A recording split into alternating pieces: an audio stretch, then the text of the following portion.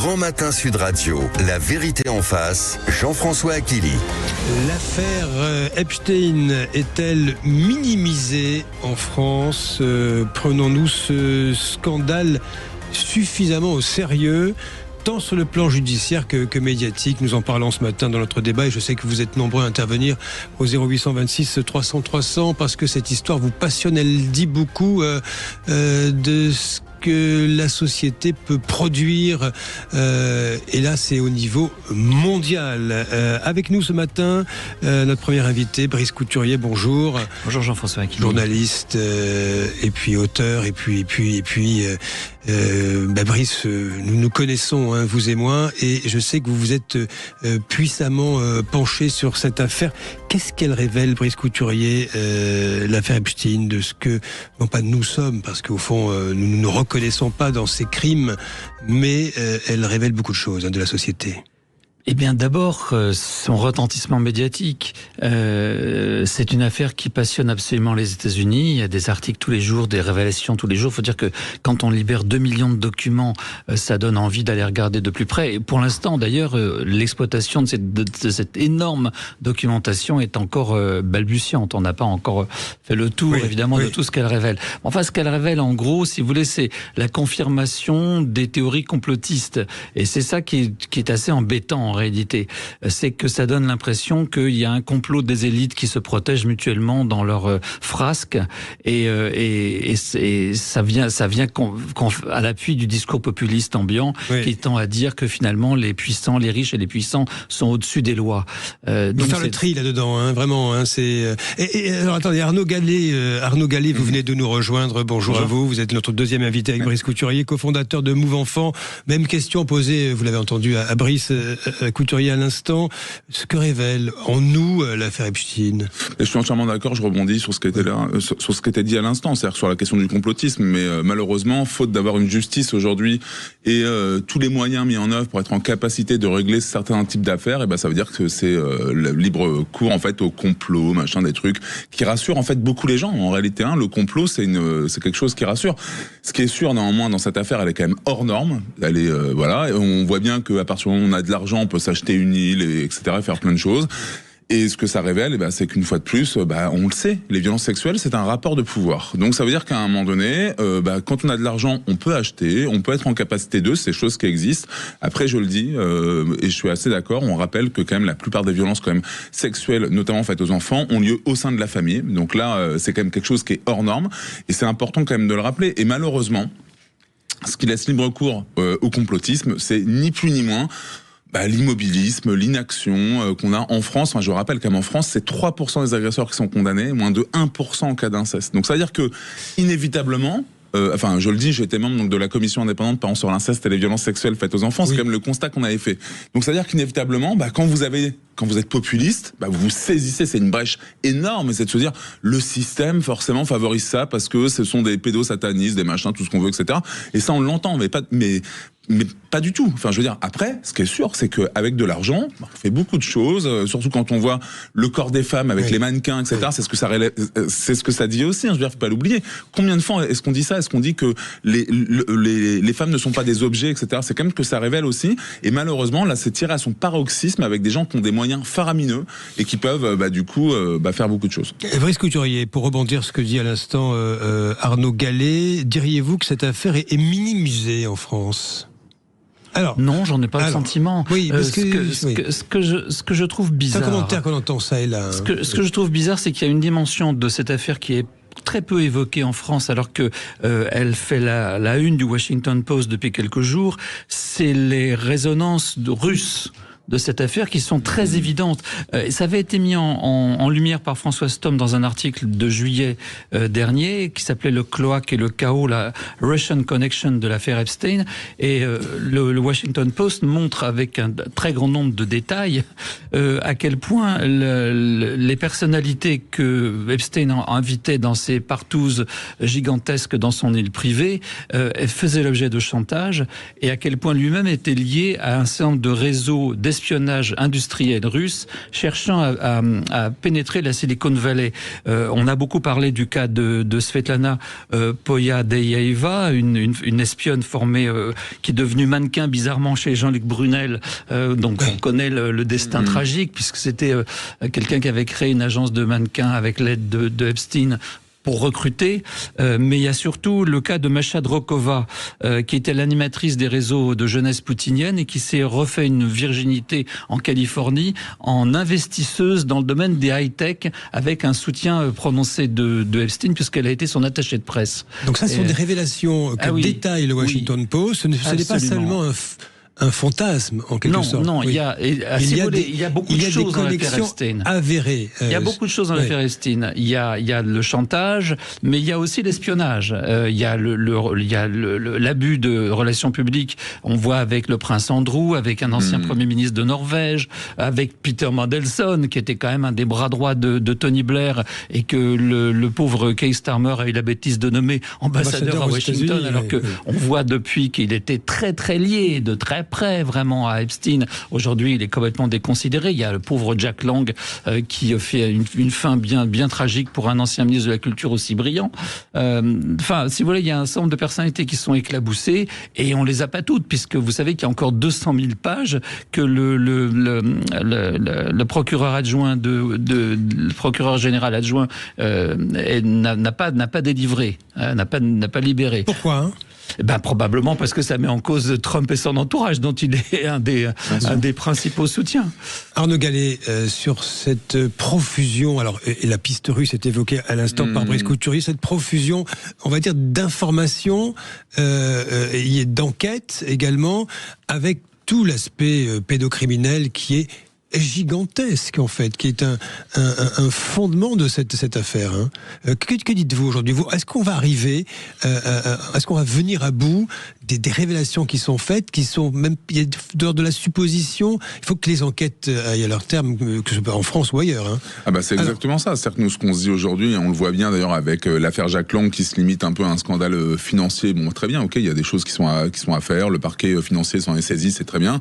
Sauf qu'en réalité derrière, la vraie question qui est posée, c'est quand on s'appelle Jack Lang, moi je me permets de le dire, qu'on a signé une tribune dans les années 70, pro-pédophile quand même, qu'on est copain avec Epstein. Enfin, je veux dire, qui est copain? Enfin, je veux dire, je sais pas, moi demain, je suis copain avec Fourniret, avec Dutroux, et je me doute de rien. C'est genre vachement bien. Ah non, je me doutais vraiment de rien. C'était vraiment machin. Non mais faut qu'on arrête un peu. De l'ancien ministre. Non, mais, je veux dire, c'est baseux. Ça tient pas. Je veux dire, à un moment donné, c'est-à-dire que quand ça apparaît, alors c'est vrai qu'il y a, et je rejoins parfaitement ce qui doit être dit aussi au niveau journalistique. Moi, je l'ai entendu. Je trouve ça vraiment très bien. Je l'ai entendu sur une autre radio, mais peu importe. Il y a effectivement ces affaires où on voit que le nom de Jack Lang apparaît, je crois, plus de 600 fois dans plus de 600 mails. Sauf que ce qu'on nous dit aussi, il y a d'ailleurs un journaliste du Nouvel Obs qui apparaît aussi dedans, mais qui pour le coup n'a jamais rencontré Epstein. Mais c'est parce que certains lisaient le Nouvel Obs et lui qui traitait même pas ce sujet-là, etc. Donc il y a aussi des choses qui sont à prendre. Voilà. Quoi qu'il en soit. Là, il y a quand même des éléments financiers, il y a différentes rencontres qui sont faites, il y a cette tribune qui est signée comme dans les années 70, donc il y a différentes choses. Nous, c'est pour ça qu'on dit, ok, présomption d'innocence, bien entendu, parce que sinon, on nous le balance à chaque fois en disant, oui, quand même, présomption d'innocence, mais que la justice de ce pays, bon sang, au bout d'un moment, fasse la lumière sur ce qui se passe, sur des affaires de criminalité, d'enfants qui sont massacrés, qui sont en danger, et ça, ce sont pas des questions financières. Je me permets de le dire ici avec force, je vais vous dire pourquoi, parce que, vous savez, les poupées sexuelles à l'effigie d'enfants, nous, on était montés au créneau au moment de Chine, où on a vu au début Chine, ils disaient oui, on a retiré les poupées, etc. Nous on avait dit non, en fait ils les ont pas retirées. Quand on va avec un simple VPN, ils les vendent en fait partout dans le monde. Au niveau mondial, le PDG de Chine avait pris la parole en disant on les retire partout. Donc ça veut dire qu'ils avaient menti et finalement ils ont réussi à les retirer. Qu'est-ce qu'on retient de Chine? Mais on retient surtout, je vais vous dire quoi, l'affaire du textile, l'affaire économique et tout ce qui est machin, ils ont été relaxés par la justice avec un appel qui a été fait par l'État français. Vous imaginez bien que l'infraction qui est constituée dans ce pays, à savoir de vendre des poupées sexuelles à l'effigie d'enfants, où tous les acheteurs, je dis bien tous les acheteurs aujourd'hui sont des personnes qui ont été condamnées pour des faits de pédocriminalité. La justice relaxe. C'est un scandale sans nom. Ça veut dire qu'on voit uniquement une dimension financière. C'est ce qui nous intéresse. Et les enfants, derrière tout ça, on en fait quoi? Quand on a dans ce pays 160 000 enfants victimes chaque année de violences sexuelles, un enfant toutes les 3 minutes, 11% de la population française victime d'inceste, on se limite à relaxer des personnes qui se livrent au commerce de la pédocriminalité. C'est inacceptable. Cette impunité permanente concernant ces affaires, et ça toucherait également le dossier Epstein. Bien sûr, et puis je veux dire, la défense de Jack Lang, elle est comme toutes les défenses qu'on a systématiquement. Oui, je me défends, oui, machin. Enfin, bon, ça, on connaît le truc, il n'y a pas de problème. Surtout aux États-Unis que la question se pose. Oui. Aux États-Unis, un paquet de gens sont totalement compromis. Il y a des preuves, elles sont évidentes, et personne n'a encore été mis en accusation. Enfin, c'est hallucinant. Il y a quelque chose d'étrange. Il y a manifestement la protection ça renforce l'idée que les puissants, les riches et les puissants se protègent mutuellement de face à la justice.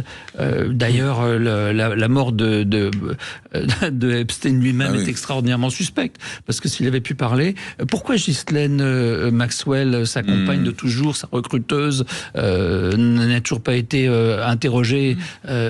Il y a vraiment, dans ce dossier, il y a toutes sortes de choses. Et vous savez que le ministère de la Justice a produit ces documents parce qu'il a été obligé par le Congrès. Si vous voulez, il y a quelque chose sur le plan politique aux États-Unis. Moi, c'est surtout ça que je suis pour mon canard pour le point. Ce qui se passe vraiment d'étonnant, c'est que Trump a utilisé cette affaire Epstein dans sa campagne électorale en disant les démocrates sont des pourris, le Pizzagate et toutes ces bêtises. Il y a un réseau pédophile derrière Hillary Clinton. Enfin bref, toutes sortes et il a promis que quand s'il était élu président, il délivrerait, il laisserait publier la totalité du dossier. Il s'est fait prier beaucoup, et en réalité, il voulait pas publier ce dossier, parce qu'il est dedans, bien entendu. Donc c'est le Congrès qui a voté une loi l'obligeant, le ministère de la Justice, à rendre public le dossier en question. Et vous avez remarqué qu'il a été rendu public par étapes et caviardé à mort. Il y a des tas de noms, soi-disant, pour protéger l'identité des victimes. C'est très gentil, mais il y a certains noms qui sont biffés, pas d'autres. Pourquoi? Qui? Etc. Et puis il y a encore 200 000 dossiers qui sont encore gardés par le ministère de la Justice. On ne sait pas pourquoi. Tout ça va ébranler, si vous voulez, la crédibilité de nos démocraties, celle des États-Unis en particulier, de façon très dommageable, parce qu'on a vraiment l'impression qu'effectivement il y a un complot des puissants. Arnaud Gallet. Oui, je rejoins parfaitement, mais je pense que ce sont des systèmes mafieux. Vous savez, nous on l'avait dit au niveau de l'Église catholique également. Je suis désolé de faire le parallèle, mais c'est-à-dire quand vous avez 330 000 victimes de pédocriminalité dans l'Église en 70 ans et qu'il y a si peu de condamnations et que finalement on laisse de côté l'État français qui lui-même avait quand même des informations. On dit pas tout. Regardez, prenez Bétaram, l'Éducation nationale quand même avait aussi certaines informations, on n'a pas fait. Aujourd'hui, on essaye, allez, on va mettre une petite commission parce qu'on sait que les victimes, ce qu'elles cherchent, c'est uniquement de l'argent, bien entendu. Enfin, je veux dire, on va pas au bout des choses. Pour moi, ce sont des organisations mafieuses, je le dis de cette manière-là, qui doivent nécessiter qu'il y ait une justice. C'est pour ça que moi, je suis pas du tout complotiste. Je trouve que c'est facile. En plus, je veux dire, le complotisme, ça nous rassure tous en réalité, parce que de se dire qu'il y a des gens qui tirent les ficelles, c'est super. Non, là, je pense que c'est simplement des gens qui ont du pouvoir, des gens qui ont de l'argent, des gens qui arrivent évidemment à compromettre certains, y compris malheureusement, voilà. Après, ils peuvent tomber effectivement des fois sur certains magistrats qui peuvent aller au bout des choses. C'est là que c'est compliqué, et on se rend compte aussi que des fois, je vous rejoins parfaitement, il y a des morts qui sont un peu étrange. Alors l'enquête française souffre-t-elle d'un tabou médiatique? On va poser la question quand même d'une forme d'autocensure ou d'un manque d'informations disponibles. Est-ce que le système Epstein révèle des failles dans la protection des mineurs et dans la lutte contre les réseaux de traite en France? Que peut faire le législateur français? Le parquet doit-il s'auto-saisir? Là, aujourd'hui, je vous posais ces questions-là, mais on va revenir aussi plus globalement sur cette affaire Epstein. Pourquoi est-ce qu'elle nous fascine tant aujourd'hui? Et c'est vrai que nous n'avons pas fini d'en parler. 9h45. Vous restez avec nous. 0826 300 300 pour la suite de La Vérité en face avec nos invités. Le Grand Matin Sud Radio, La Vérité en face. Jean-François Akili. Avec nos invités, Arnaud Gallet, cofondateur de Move Enfant, et vous, journaliste Brice Couturier, vous sévissez notamment au Point, hein, et vous êtes, on va dire, extrêmement documenté sur cette affaire Epstein.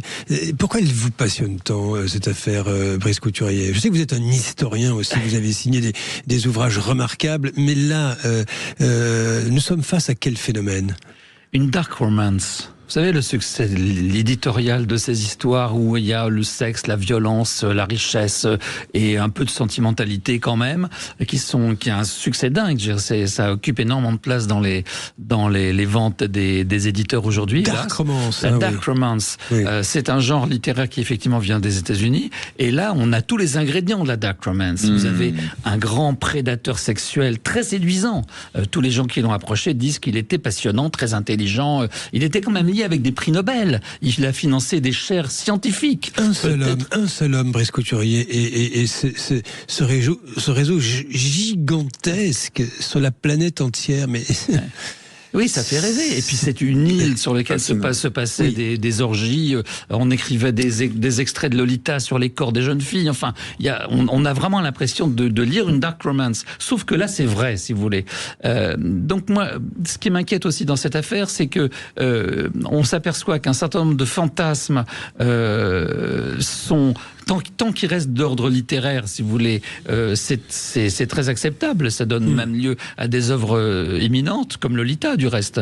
Mais à partir du moment où les gens passent le fantasme, justement, c'est fait pour être conservé dans l'ordre de l'imaginaire, pas pour être transposé dans le réel. Et là, vous avez un type, un prédateur sexuel, qui a abusé de milliers de jeunes filles, qui a subventionné des réseaux de soi-disant mannequinat, pour en faire de la prostitution.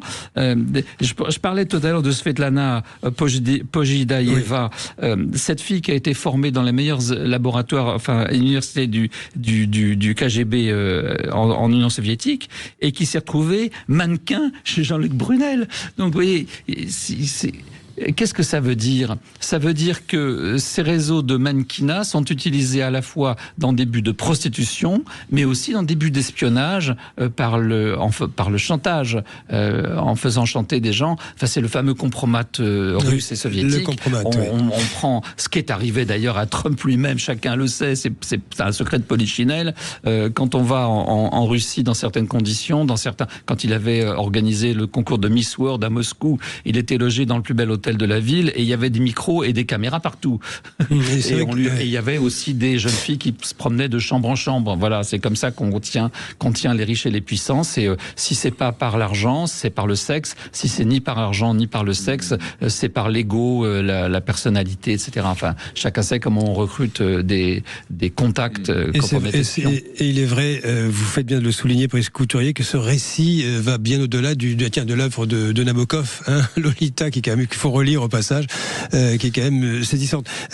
Arnaud Gallet, est-ce que vous diriez que ce système Epstein révèle des failles dans la protection des mineurs, dans la lutte contre les réseaux de traite en France, ou pas ? Ouais, moi j'aurais même pour aller dans la continuité du propos, c'est qu'il y a quelque chose qu'il faut prendre en considération aujourd'hui, c'est-à-dire que, en fait, ces affaires-là, hors normes, qui sont un peu fascinantes par moment, on en a plein, Pellico, le Squarneck, et bien d'autres, etc.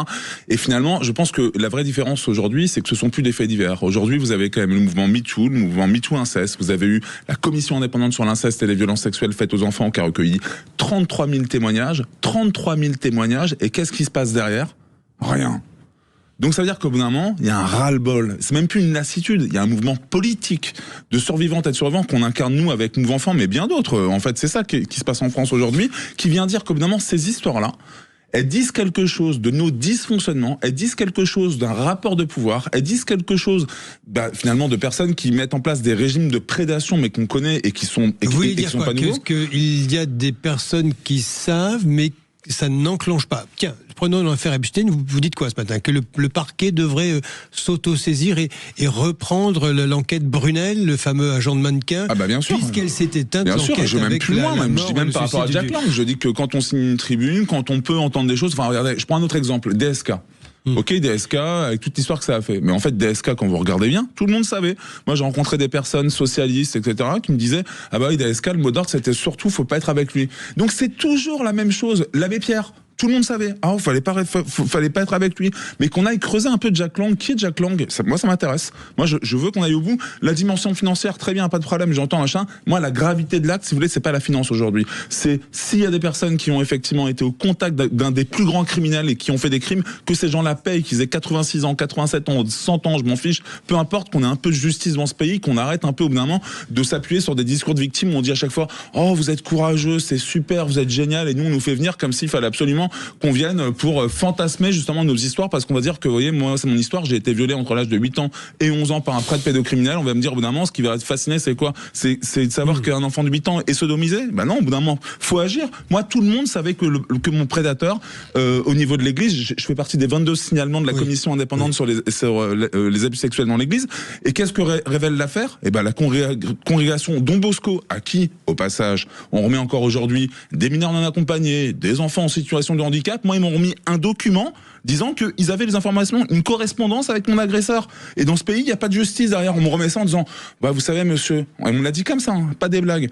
Vous savez, monsieur, vous savez que les faits de non-dénonciation, c'était 4 ans, en fait, à l'époque. Donc maintenant, on va vous donner la vérité, c'est comme ça. Et dans ce pays, on ne condamne pas ces gens-là. Pire, nos impôts, mes impôts à moi, victime, servent à ce qu'on accueille des enfants en situation de handicap et de MNA. Et donc c'est un scandale, donc faut qu'on arrête avec ça. En fait, c'est très simple. Ça s'appelle de la volonté politique. Et aujourd'hui, on préfère l'immobilisme. Et ça, il y en a ras-le-bol. Vous voyez, j'entendais encore, je me permets juste d'aller là-dessus parce que ce matin, j'ai entendu Perrine Goulet. Perrine Goulet, qui est présidente de la délégation aux droits des enfants, qui parle de l'imprescriptibilité. Et elle dit, oui, sur l'imprescriptibilité, quand même. Alors voilà, on a entendu des experts. Il y a quand même 33 000 personnes qui ont parlé au niveau de la Civis, qui ont demandé l'imprescriptibilité, 33 000, et là on nous parle d'experts et on nous parle de forces de police qui n'auraient pas suffisamment de moyens, vous comprenez, c'est déjà compliqué pour eux, donc en fait, et puis vous savez aussi les victimes quand elles parlent, quand elles racontent des faits, des fois il y a des erreurs dans les... Non mais qu'on arrête avec ça, bon sang, qu'on nous bassine pas, qu'on regarde ce que font d'autres pays nous disent au bout d'un moment que les victimes, elles ont été réduites au néant quand elles veulent au bout d'un moment, quel que soit le moment,